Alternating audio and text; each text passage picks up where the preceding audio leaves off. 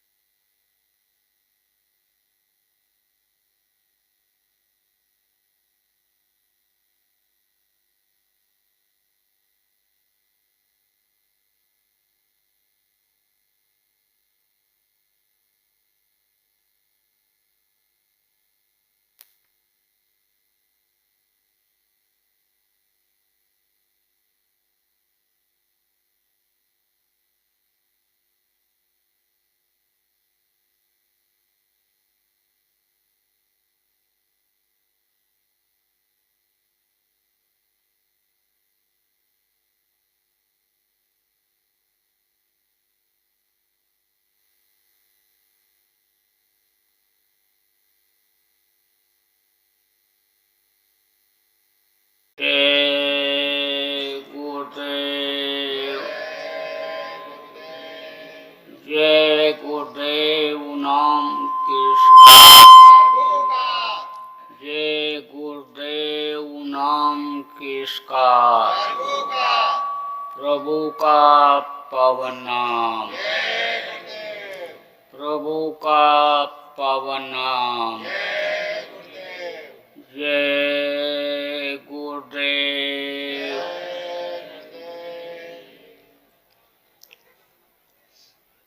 मेरे प्यारे गुरु दातार, मंगता द्वारे खड़ा।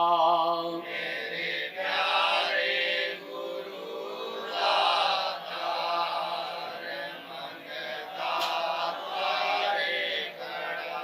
मेरा पुकार पुकार मेरे कर देखो जरा।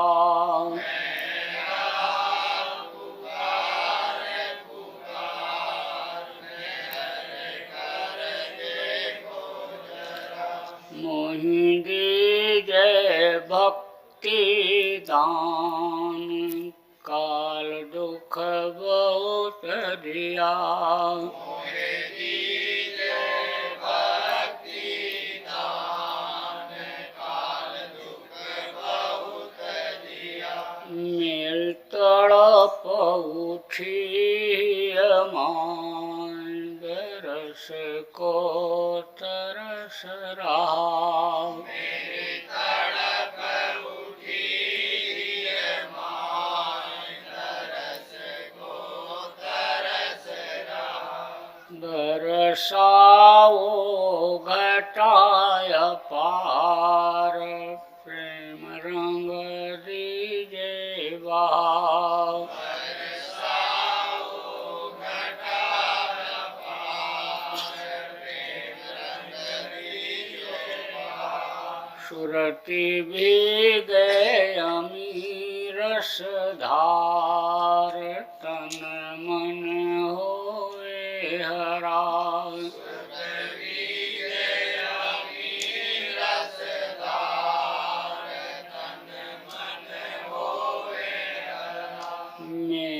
जीवन सफल हो जाय, तुम गुण गाऊं सदा।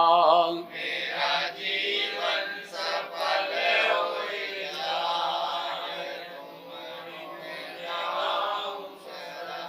मैं निश्चय धम न कार, तुमरे द्वारे पड़ा। मैं निश्चय धम न कार, तुमरे द्वारे पड़ा। मेरी विनती सुनो दर प्यार, घट उमंगाओ दया। मेरी विनती सुनो दर प्यार, घट उमंगाओ दया। स्वामी जी पिता हमार, जल्दी पार किया।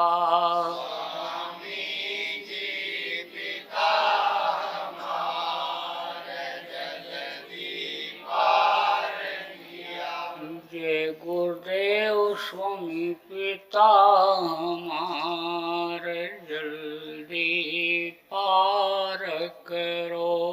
जय गुरुदेव स्वामी पिता हमार, जल्दी पार करो। मेरे प्यारे गुरु दातार, मंगता द्वारे खड़ा। मेरे प्यारे गुरु दातार, मंगता द्वारे खड़ा। मैं रहा पुकार पुकार, मेरे कर देखो जरा।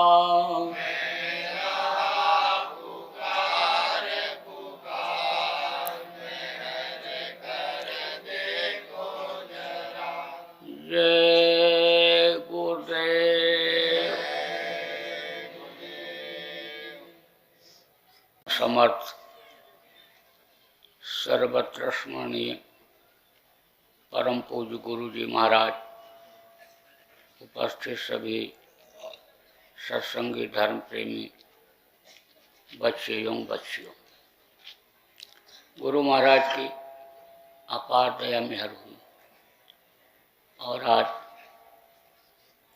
6 फरवरी 2018 को यवतमाल जिला के आप सभी प्रेमियों का सत्संग के माध्यम से दर्शन का अवसर मिला। जब उस मालिक की दया कृपा मेहरबानी होती है तब ऐसे अवसर जीवन में मिलते हैं।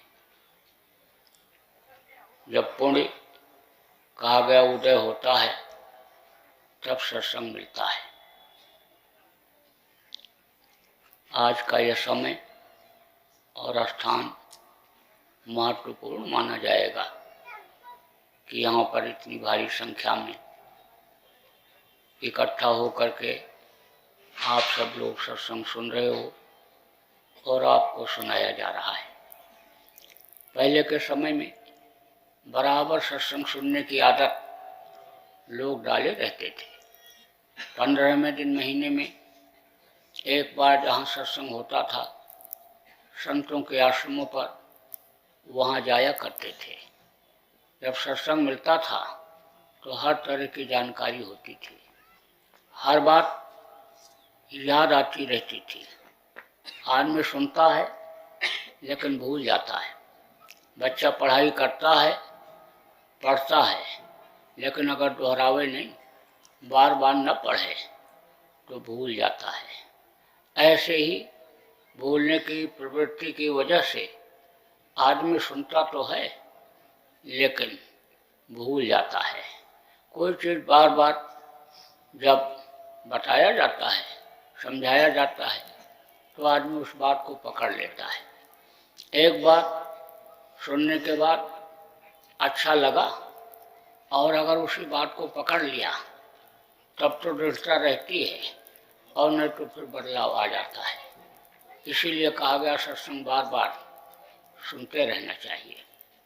सत्संग जल जब कोई पावे, मैलाई सब कट जावे।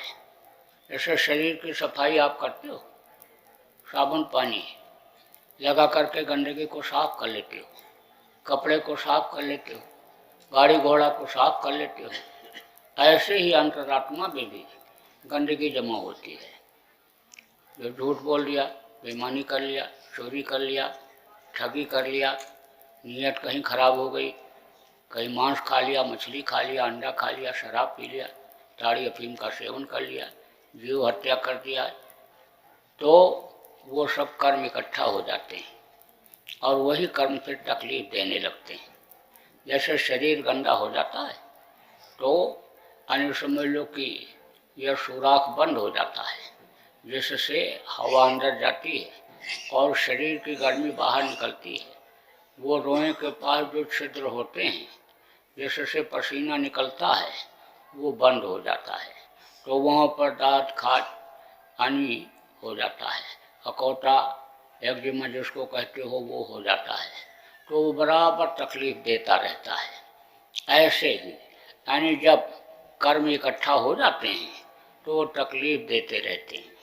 इसलिए कर्म इकट्ठा न हो और कर्मों की सफाई होती जाए। अगर जान अनजान में कर्म बन भी गए और उसकी सफाई अगर होती जाए तो दिल दिमाग बुद्धि सही रहती है, मन किसी भी अच्छे काम में लगता है, अच्छाई और बुराई का ज्ञान फिर हो जाता है और फिर अच्छे रास्ते पर आदमी चलता है। जब अच्छे रास्ते पर चलता है, सच्चाई और समझ लो कि ईमानदारी और दया परोपकार सेवा रूपी यह जो धर्म है, इसको जब अपना लेता है तो जिम सहता सागर में जाही, यद्यप ताहि कामना नाही, अतिम सुख संपत्ति भी नहीं बुलाए, धर्मशील पर जाय सुभाए। कहा गया कि जिस तरह से यानी नदी समुद्र में जा करके यानी समझ लो कि अनिच्छा से यानी उसकी इच्छा नहीं होती है, लेकिन बहाव ऐसा होता है कि समुद्र में जा करके यानी समुद्र की इच्छा नहीं होती लेकिन वो बहाव यानी ले जा करके समुद्र में मिलाता है। उसी तरह से यानी ये जो चीज़ें होती हैं दुनिया की अनिच्छा यानी ना इच्छा होते हुए भी मिलने लगती हैं।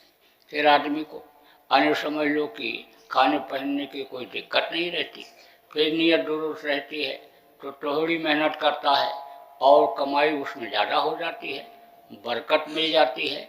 आप देखो बहुत से लोग बहुत मेहनत करते हैं लेकिन तो भी आने समझ लो पूरा नहीं पड़ता है।